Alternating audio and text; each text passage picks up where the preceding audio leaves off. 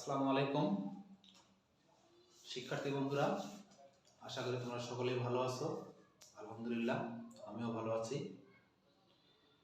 আমি আবারও তোমাদের সামনে হাজির হয়েছি আমার ধারাবাহিক ক্লাস নিয়ে। আমি গত অনলাইন ক্লাসে তোমাদের সঙ্গে যে বিষয়টি নিয়ে আলোচনা করেছিলাম, বিষয়টি ছিল ন্যারেশনের প্রাথমিক কিছু বিষয় নিয়ে আলোচনা করেছিলাম। তোমরা হয়তোবা এতদিনেই তার কিছু আয়ত্ত করতে পারছো, শিখতে পারছো। তার ধারাবাহিকতায় আমি আজকেও তোমাদের সঙ্গে সেই বিষয়টি নিয়ে, পরের বিষয়গুলি নিয়ে আলোচনা করব। আশা করি তোমরা এই ধারাবাহিক ক্লাসগুলো অত্যন্ত মনোযোগ সহকারে আমাদের বিদ্যালয়ের ইউটিউব চ্যানেলে উপভোগ করবে, বারংবার দেখবে এবং বোঝার চেষ্টা করবে এবং সে অনুযায়ী বাড়িতে অনুশীলন করার চেষ্টা করবে। শিক্ষার্থী বন্ধুরা, গত ক্লাসে আমি ডিরেক্ট ন্যারেশনকে কিভাবে ইনডিরেক্ট ন্যারেশনে রূপান্তর করতে হয় তার প্রাথমিক অর্থাৎ প্রথম দুই একটি নিয়ম আলোচনা করেছিলাম। যে ডিরেক্ট ন্যারেশনের দুইটি অংশ থাকে, একটি সিঙ্গেল কমার মধ্যে, একটি ডাবল কমার মধ্যে। তো সিঙ্গেল কমার মধ্যে অর্থাৎ রিপোর্টিং স্পিচের ভার্বটি যদি প্রেজেন্ট কিংবা ফিউচার টেন্স হয়, তাহলে ইনডিরেক্ট ন্যারেশন করার সময় রিপোর্টেড স্পিচের ভার্বটির টেন্সের কোনো পরিবর্তন হয় না, কেবলমাত্র সাবজেক্ট বা অবজেক্ট অনুযায়ী তার উপর পরিবর্তন হয়। আমরা এতটুকু পর্যন্ত আলোচনা করেছিলাম। আজকে আমি আরেকটি বিষয় নিয়ে আলোচনা করব।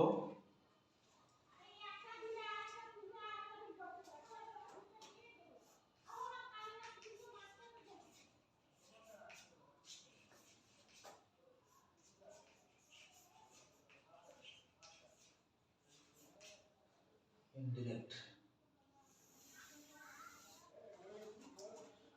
আমরা এটিকে রুল 2 বলতে পারি। রুলস 2। রিপোর্টিং স্পিচের ভার্বটি যদি প্রেজেন্ট কিংবা ফিউচার হয়, সেক্ষেত্রে নিয়মটা আমরা শিখে গেছি অলরেডি। আজকে আমরা শিখব রিপোর্টিং স্পিচের ভার্বটি যদি পাস্ট টেন্স হয়।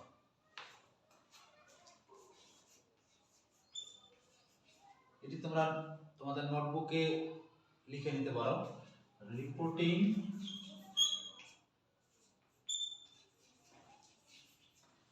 স্পিচের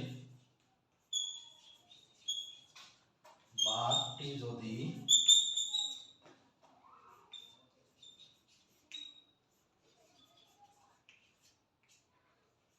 পাস্ট টেন্সে থাকে,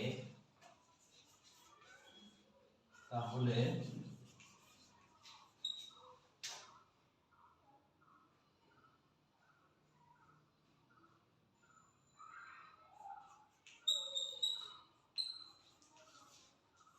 ইনডিরেক্ট ন্যারেশনে রূপান্তর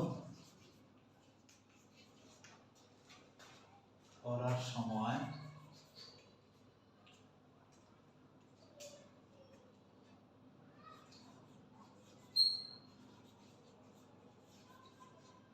রিপোর্টেড স্পিচের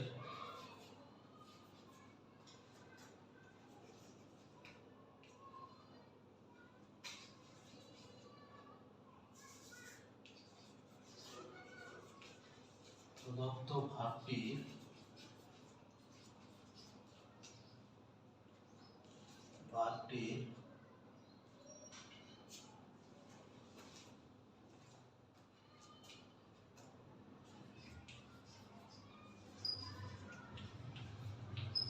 নিম্নরূপে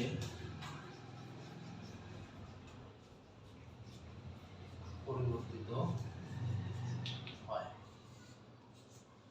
প্রিয় শিক্ষার্থী বন্ধুরা, একটু লক্ষ্য করো, রিপোর্টিং স্পিচের ভার্বটি যদি পাস্ট টেন্সে থাকে তাহলে ইনডিরেক্ট ন্যারেশনে রূপান্তর করার সময় রিপোর্টেড স্পিচের প্রদত্ত ভার্বটির নিম্নরূপে পরিবর্তিত হয়। আমি তোমাদেরকে একটি ছকের মাধ্যমে দেখানোর চেষ্টা করব যে কি রূপে পরিবর্তিত হয়। শিক্ষার্থী বন্ধুরা, আমি এখন এটাকে মিশাই দেব, একটু লক্ষ্য করো।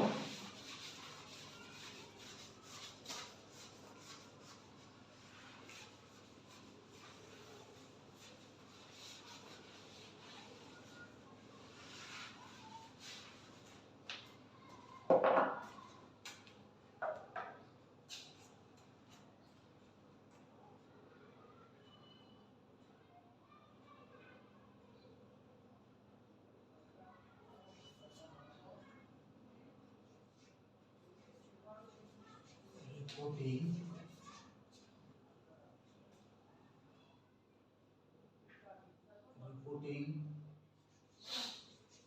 ভার্বটি পাস্ট টেন্স হলে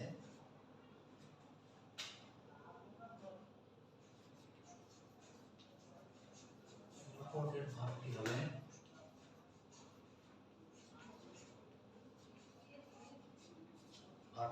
কিরকম?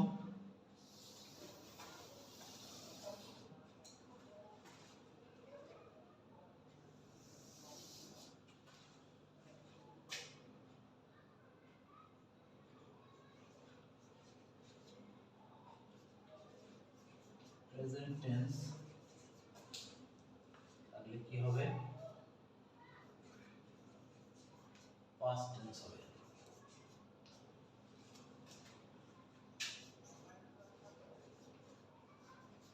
Present indefinite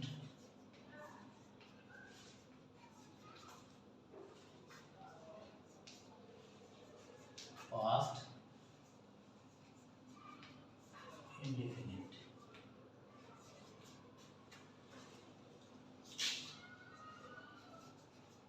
present continuous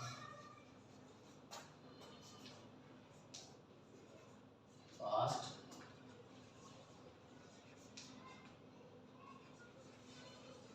continuous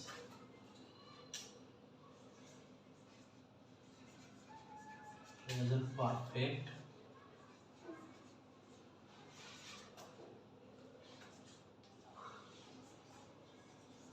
past perfect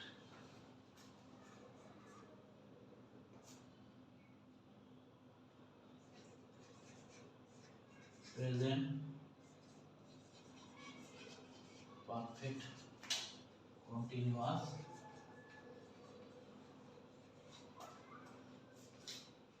past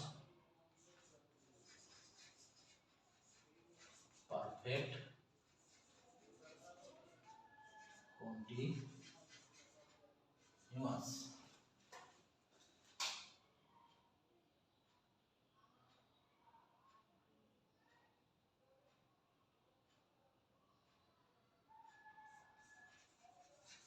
past indefinite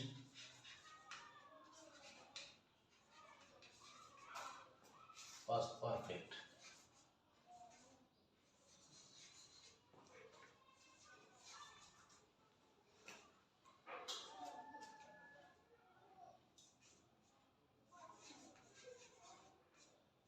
user in the present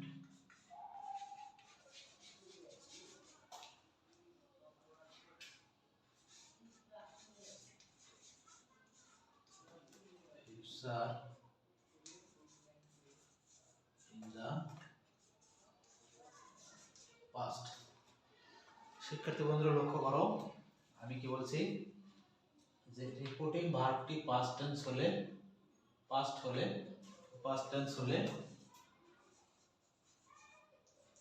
tense হলে রিপোর্টেড ভার্বটি হবে প্রেজেন্ট টেন্স থাকলে পাস্ট টেন্স হবে, প্রেজেন্ট ইনডিফিনিট থাকলে পাস্ট ইনডিফিনিট হবে, প্রেজেন্ট কন্টিনিউয়াস থাকলে পাস্ট কন্টিনিউয়াস হবে, প্রেজেন্ট পারফেক্ট থাকলে পাস্ট পারফেক্ট হবে, প্রেজেন্ট পারফেক্ট কন্টিনিউয়াস থাকলে পাস্ট পারফেক্ট কন্টিনিউয়াস হবে, পাস্ট ইনডেফিনিট থাকলে পাস্ট পারফেক্ট হবে, ফিউচার ইন দা প্রেজেন্ট হলে ফিউচার ইন দা পাস্ট হবে।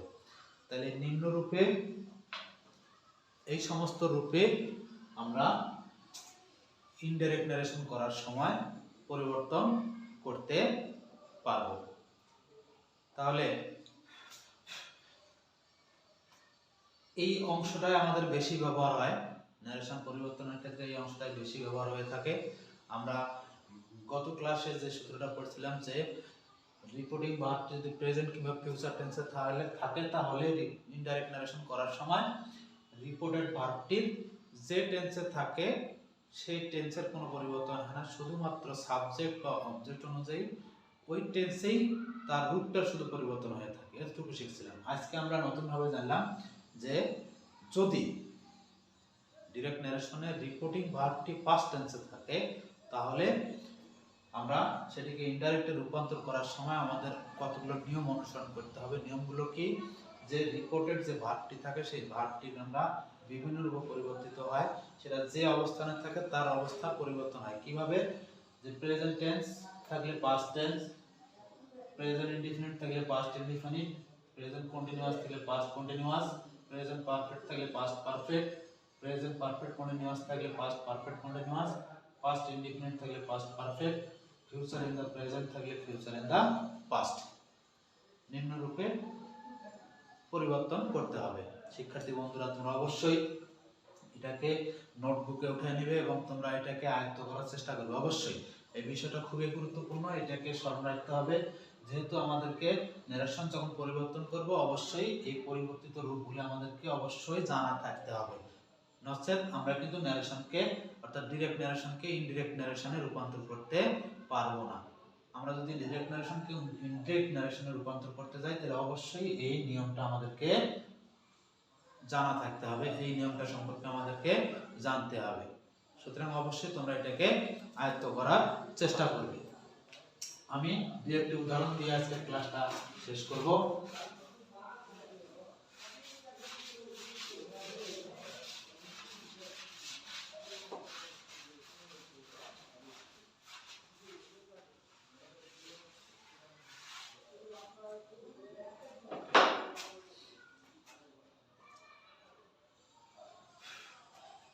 যেমন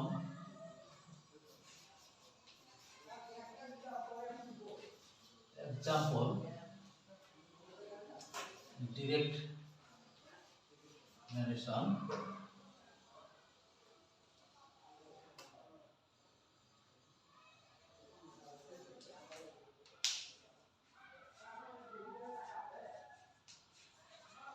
said, comma, inverted comma, I am in.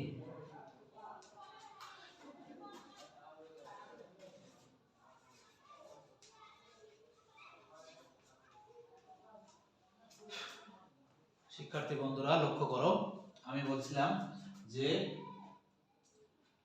Direct নারেশনের reporting ভার্বটি যদি পাস্ট টেন্সে থাকে তাহলে ইনডিরেক্ট নারেশন করার সময় রিপোর্টেড ভার্বটি যে টেন্সে থাকে তার পরিবর্তিত রূপ বসে, তার পাস্ট ফর্ম বসে। আমি এটুকু বলছিলাম। দেখো আমি এটা পরিবর্তন করতেছি। তাহলে দেখো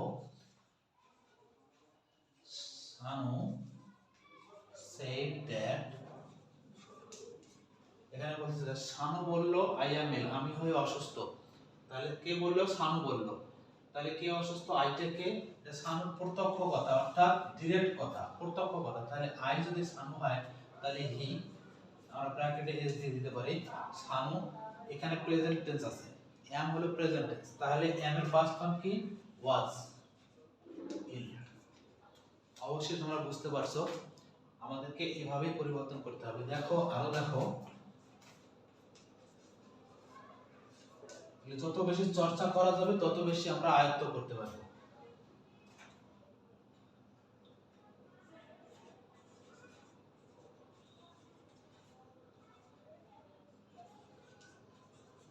You said to me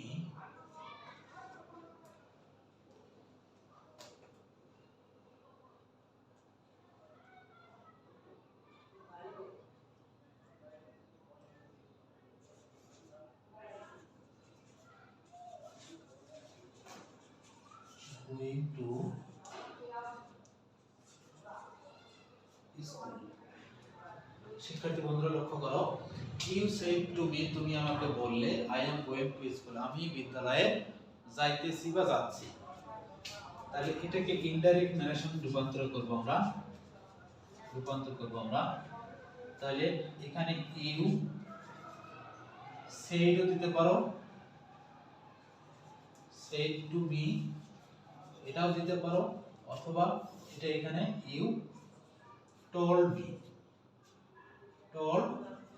me that, তাহলে তুমি আমাকে বললে I am going to school, এটা তোমার প্রত্যক্ষ কথা, এটা হলো প্রত্যক্ষ সরাসরি তুমি মুখ থেকে যে কথাটা বের করছিলে সেই কথাটাই হচ্ছে এটা I am going to school, আমি বিদ্যালয়ে যাচ্ছি। তাহলে তোমার কথাটা এখন আমি যদি বলতে যাই তাহলে কি হবে, you said to me, you told me that, তুমি আমাকে বললে যে you am হলো প্রেজেন্ট ফর্ম, am এর পাস্ট ফর্ম, তাহলে you যেহেতু আছে was, তাহলে were, you were going to school। শিক্ষার্থী বন্ধুরা, আমি যে কথাটা বলছিলাম যে এটা পাস্ট টেন্সে থাকলে, রিপোর্টিং ভার্বটা পাস্ট টেন্সে থাকলে তাহলে রিপোর্টেড স্পিচের ভার্বটি যে টেন্সে থাকে তার পরিবর্তন হয়ে থাকে, অর্থাৎ প্রেজেন্ট থাকলে পাস্ট যে ফর্মে থাকবে সেই ফর্মের পাস্টে চলে যাবে। সুতরাং এটা I am going to school present continuous ফর্মে আছে, তাহলে এটা আমি লিখছিলাম কি সবটাতে পাস্ট কন্টিনিউয়াস ফর্ম, তাহলে you are going to school, তাহলে তুমি আমাকে বললে যে তুমি বিদ্যালয়ে যাইতেছিলে, এটা হলো আমার পরোক্ষ কথা, এটা হচ্ছে আমার পরোক্ষ বাণী। সুতরাং এইভাবে এই নিয়ম অনুসরণ করে আমাদেরকে ন্যারেশনকে রূপান্তর করতে হবে।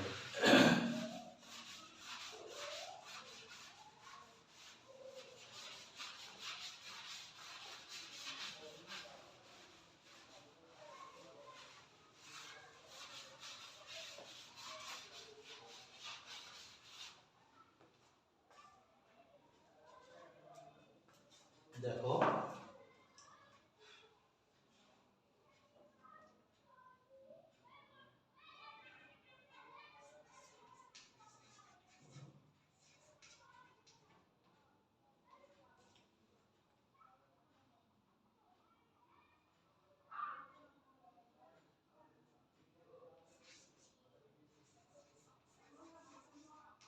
father said to me,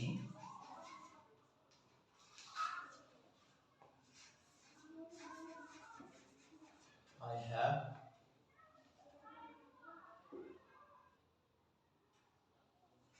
no money। শিক্ষার্থী বন্ধুরা লক্ষ্য করো, আমরা উদাহরণের সাহায্যে বোঝার চেষ্টা করব। বাবা আমাকে বললেন I have no money, আমার কাছে কোনো টাকা নেই, তাহলে ফাদার আমরা said to me লিখতে পারি, অথবা told, said is told একই কথা, told me that, তাহলে ফাদার আমাকে বললেন, বাবা আমাকে বললেন বা বাবা আমাকে বলল I have no money, আমার কাছে টাকা নেই। তাহলে কার কাছে টাকা নেই? বাবার কাছে নেই। তাহলে এটা তার ডাইরেক্ট কথা ছিল, আমার কাছে ইনডাইরেক্ট কথা হবে, অর্থাৎ এটা তার প্রত্যক্ষ কথা ছিল, আমার কাছে এসে হবে পরোক্ষ কথা। তাহলে আইটা কাকে বলতেছে? বাবাকে বলতেছে। তাহলে বাবার পরিবর্তে হি, এখানে আমরা ইন্ডিকেট করে দিতে পারি ফাদার, হি। তাহলে হ্যাভ যদি প্রেজেন্ট ফর্ম হয় তাহলে হ্যাভ এর পাস্ট ফর্ম হলো হ্যাভ, নো মানি। শিক্ষার্থী বন্ধুরা, আমাদেরকে অবশ্যই এই নিয়ম অনুসরণ করেই কাজগুলো করা লাগবে। আমি খুব বেশি আলোচনা যাব না। প্রথম ক্লাসে আমি বলেছিলাম ডিরেক্ট ন্যারেশনকে ইনডাইরেক্ট ন্যারেশন করার রূপান্তর করার কতিপয় নিয়ম।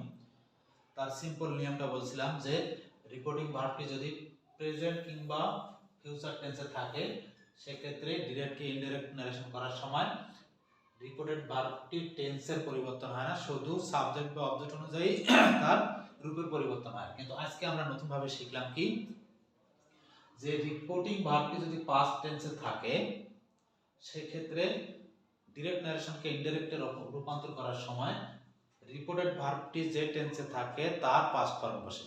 রিপোর্টেড ভার্বটি যে টেন্সে থাকে তার পাস্ট ফর্ম বসে।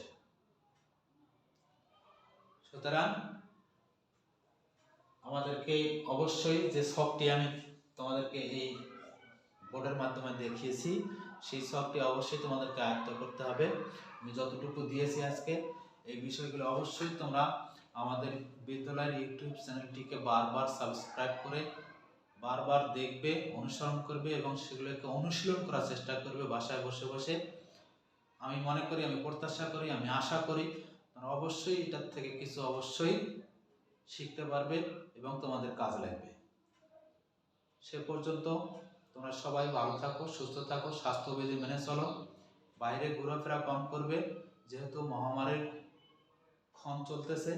আমাদেরকে অবশ্যই স্বাস্থ্যবিধি অনুসরণ করেই চলতে হবে, সব সময় পরিষ্কার পরিচ্ছন্ন থাকতে হবে এবং বাইরে ঘোরাফেরা থেকে বিরত থাকতে হবে, বাড়িতে বিশেষ করে অবস্থান করতে হবে। সে পর্যন্ত সবাই সুস্থ থাকো, ভালো থাকো।